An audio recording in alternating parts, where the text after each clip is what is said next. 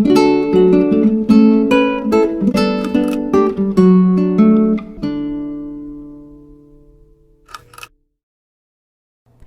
it's Sue. Welcome back to the channel, and welcome if you're brand new to my channel. Today I am doing a voiceover on my tiny green Victorian. If you know anything about me, I love making tiny houses, especially tier 3s, and I thought, wouldn't it be cute to make a Victorian home that was tiny? So that's what I did. It was kind of hard to make because Victorians, I kind of feel like, are some of the hardest houses to build in The Sims 4, and now I'm making it tiny on top of that. So I did have a little bit of trouble. I think I had some roofing issues, per usual, with Victorians.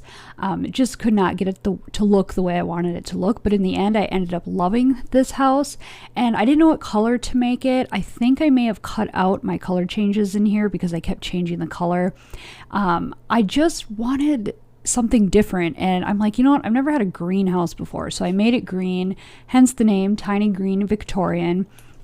Let me bring up my Instagram here and see what the stats are on this house. And by the way, this is my second to last voiceover and build of my old material, like back from the springtime, and now in a couple weeks here I should be making speed builds on my new stuff with the Eco Living pack and the Nifty Knitting pack, which were added since I took my little break. Okay, so Tiny Green Victorian, it is, let's look, so it is called Tiny Green Victorian on my Sims 4 gallery if you want it. It is considered a tier 3 home. The cost is $64,375 simoleons. It's 2 bedrooms, 2 bathrooms. I put it on a 30 by 20 lot, and I used multiple packs. I did not do any pack restrictions on this build. Okay, so I did end up cutting out me changing the colors to this build several times, but I stuck with the green, and I'm really happy with my choice. I feel like it needed something that kind of stood out, and when I see Victorians, there's actually a lot of them in the town I grew up in. They're all like, you know, they're pink and green and just like weird colors, but it works because it's kind of quirky and cute. The paintings in here, per usual, are not CC. I got them off the gallery from Simmer Jewel 64. I always put her name down below so you can find some of her paintings on the gallery. I use bb.move objects in the red shelf, so if you do place this on your lot, please turn on bb.move objects before, or things might disappear or move or float, things like that. And I never use any CC or anything. If I do use the red shelf in a build, that gets removed, so it is not considered CC. Anybody can put this on their lot. So one of the hardest parts about Victorian is the landscaping, because I always feel like landscaping on Victorians are like super like clean, straight lines, kind of fancy, and when I make like suburban homes, you just kind of turn on bb.move objects and just pile flowers and bushes on top of each other to make it look full. So I was like, okay, what can I put here that's going to look like nice and clean and manicured? So I had a little bit of trouble with that. Some of those trees are definitely out of the debug menu. I'm pretty sure that tree in the front is a debug menu object, because these houses are old and they always have like big mature trees outside, and so I needed to find some of those. And actually watching this, I actually, not to toot my own horn, but I think I actually did pretty good with the landscaping, which, okay, I have to laugh because I just had to edit out a humongous part of this video, which the sound may have changed a little bit because I had to stop my voiceover and start over. So I started this new way of editing to save time. I used to actually take all the little chunks of my edited videos, like I would literally have like 30 chunks of edited videos, and I would painstakingly go through each one and get rid of like saves and just, you know, things that I spent a lot of time on, like trying to pick out landscaping or a color of the house. And I would go through each one, and it took me so long. And so I'm going, why am I doing this? Like, seriously. So I now just take the big chunks of the videos, put them together in Filmora, and then I make my voiceover. So when I'm doing these voiceovers, it's my first time watching the build, and I just had to laugh because I somehow put two of the same video in here, spliced them together, and so when I was talking about tooting my own horn with my landscaping, all of a sudden it cut to no landscaping and the entire thing started over again. And I was like, are you kidding me right now, Sue?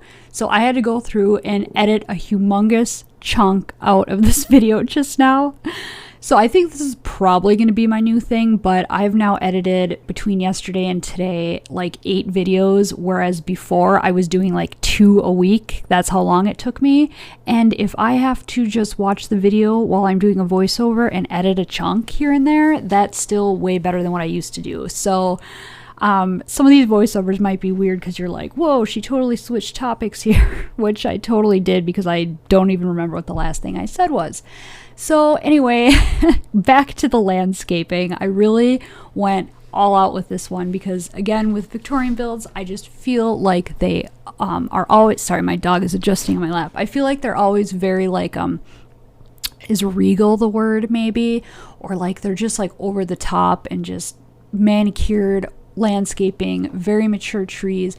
I love the vines going up the house and things like that. And now we're moving on to the interior. This is a pretty short video because it is a small build. I had a lot of trouble with the living area in this one, trying to fit a kitchen and everything you need in it. And I was like, where am I going to put the TV and where am I going to do this? But in the end, I think that I really pulled it together. And I think the inside of the house, if I remember right, is like a light pink color. And I love it. It's so cute. Like, even though it's kind of considered maybe out of date, I would live in this house because I just like the way that the older style looks. If I had a old style house like a Victorian, I would totally do like period decorating and things like that. I would definitely not make them like modern or like maybe even blend the two. So I feel like that's kind of what I did in this one, but I also had to scrunch a lot of stuff into a small space. And well, having said that, I think that I am going to end the voiceover here and start music.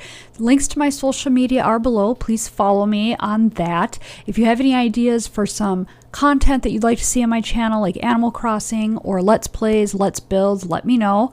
If you haven't subscribed to my channel already, please subscribe. And I believe this is a Thursday build. I might be wrong because I've been editing a lot of videos. But if so, I will see you guys on Monday.